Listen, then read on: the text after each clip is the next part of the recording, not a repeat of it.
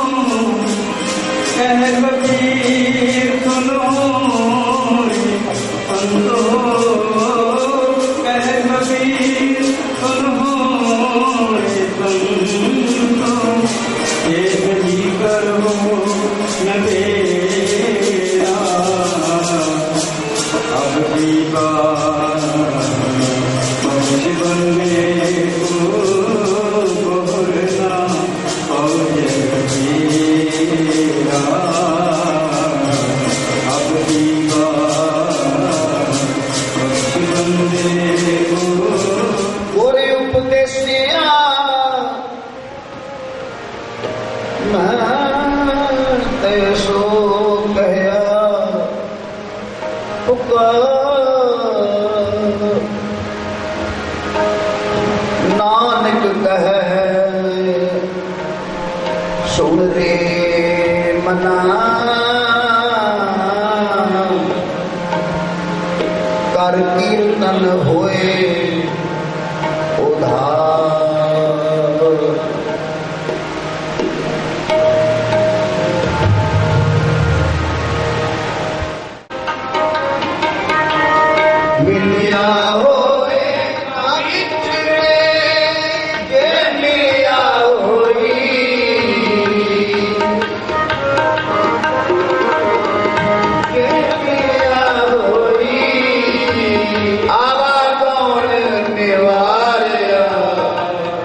सच्चा सोई आवा डोल निवारिया है सच्चा सोई।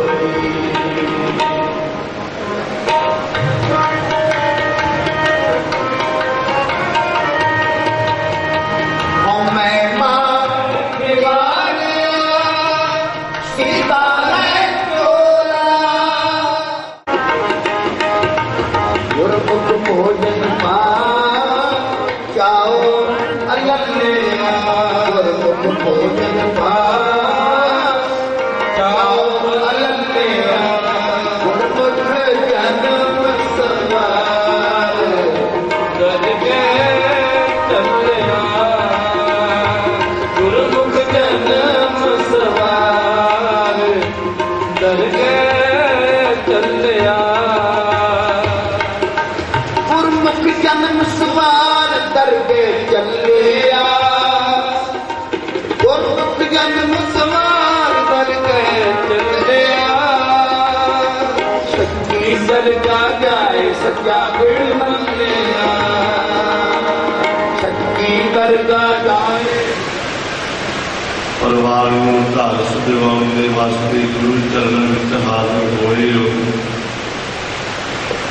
ਬਹੁਤ ਹੀ ਸਤਿਕਾਰਯੋਗ ਮਹਾਂਪੁਰਸ਼ ਸੰਤ ਬਾਬਾ ਬਲਜਿੰਦਰ ਸਿੰਘ ਜੀ ਗੁਰਦੁਆਰਾ ਕਰਮਸਰ ਰਾਣਾ ਸਾਹਿਬ ਜੀ ਨੇ ਬਹੁਤ ਹੀ ਵਧੀਆ ਢੰਗ ਦੇ ਨਾਲ ਗੁਰਮਤਿ ਦੇ ਵਿੱਚ ਅਲੋੜ ਸ਼ਬਦ ਆਪ ਜੀ ਨੂੰ ਸਰਵਣ ਕਰਵਾਏ ਨੇ ਔਰ ਇਹ ਨਿਸ਼ਚੈ ਕਰਵਾਇਆ ਹੈ कि राणा राव न को रहे रंग न तुम फकीर वारी आपो अपनी कोय न बंधे धीर।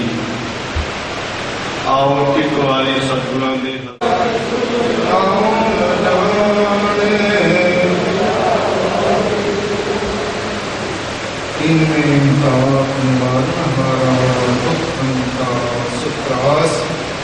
आको बिन पौ लागे जाकी कट आगे अरदास। एक ओंकार श्री वाहिगुरु जी की फतेह। श्री भगवती जी सहाय वार श्री भगवती जी की पातशाही दसवीं प्रथम भगवती सिद्ध कहे गुरु नानक मेहरा तुम की वारी आपो अपनी कोई न बंधे धीर। महाभारत अनुसार आप जी के चरण कमलों के सेवक सरदार हरजीत सिंह जी कुछ दिन पहला पंज पापक शरीर का परित्याग करते अलोकगमन करते सन। उन्होंने आत्मिक शांति ਲਈ उन्होंने हाजिर है। आपकी भोग लागो सीत प्रसाद सात संगत को मिले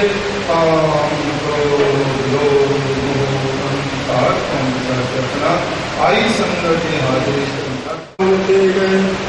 जिनके लाख करो पीरे उतन जाएगा कवने मार्ग लाए।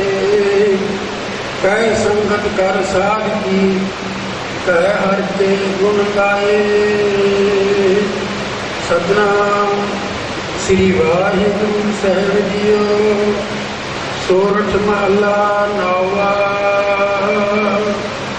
प्रीतम जानो मन माही अपने सुख सो जग भांगे। शामिल हुए रिश्तेदार साख संबंधी शहर निवासी इलाका निवासी तथा जिन्हें भी संगत सतगुरां दी पावन पवित्र जिंदगी विच हाजिर है। एक बारी सारे रल के फिर फतेह दी सांझ पाओ। आखो जी वाहिगुरू जी का खालसा वाहिगुरू जी की फतेह। परम सत्कार दो गुरु रूप गुरु खालसा संगत जी। अज आप सारे ही दूरों नेड़ों चल के पिछड़ी आत्मा सरदार हरजीत सिंह के अंतिम अरदास में शामिल होने के लिए उन्होंने समूचे ही दुखी परिवार के नाल हमदर्दी का प्रगटावा करने लिए और साहेब श्री गुरु ग्रंथ साहिब महाराज जी के पावन वाहिगुरू जी का खालसा वाहिगुरू जी। हरजीत सिंह बड़ी छोटी उम्र में ਆਪਾਂ ਨੂੰ ਵਿਛੋੜਾ ਦੇ ਗਏ। ਇਹ ਵਿਛੋੜੇ ਦੇ ਸੰਬੰਧ ਵਿੱਚ ਗੁਰੂ ਗ੍ਰੰਥ ਸਾਹਿਬ ਦੀ ਬਾਣੀ ਸਾਂਝ ਕਥਾਵਾਂ ਬਹੁਤ ਕੁਝ ਕਰਦੇ हैं। कीर्तन राही भाई साहब भाई बलवीर सिंह जी पद्म श्री अवार्ड मिले उन्होंने संत राणा साहब वाले संत बलजिंदर सिंह जी बड़ा अच्छा कीर्तन कर रहे थे, उन्होंने बड़ा दसा। सब तो महान शख्सियत पंथ की अजीब शख्सियत श्रीमान यानी गुरबचन सिंह जी सिंह साहब अकाल तख्त साहब ने बड़ी डिटेल इस मौके संबंधी सारा कुछ दसा। भाई हरजीत सिंह जी अंतिम अरदास स्वागत होने गुरु चरणों में साथ संगत में गुरु फतेह प्रदान करो। वाहिगुरू जी का खालसा वाहिगुरू तरीका दरियावे हंडे बदला बैठा केंद्र मंजिलों अचिंते वाले करे बार बैठ शब्द केना सुनिया दो मन चेतना चेते सो कार्य करेगा। वाकई से चेतनी के देश कि ऐसा पाना लगेगा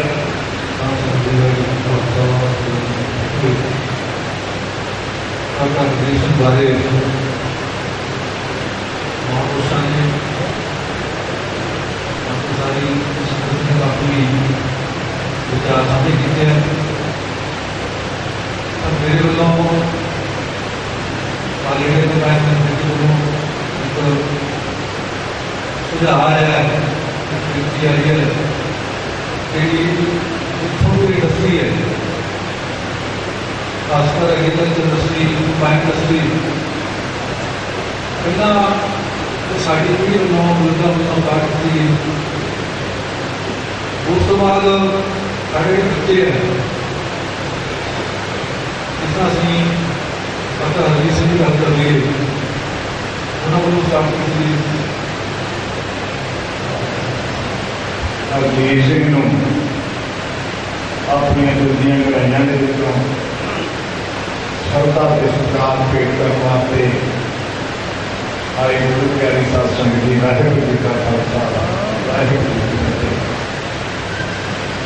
बेटा जाने के बदला बैठा गेम करे पेड़ करे बचन अत्यंत आज पैर के सराहले के नाम सरिया जो मन चेतना चेते संस्कृत सोचा नहीं जा सकता कि इन्नी भंड जवानी के इन्ना होनहार बच्चा जिन्हें साढ़े समाज का साढ़े इलाके का नाम रोशन करना सीगा वो अपने परिवार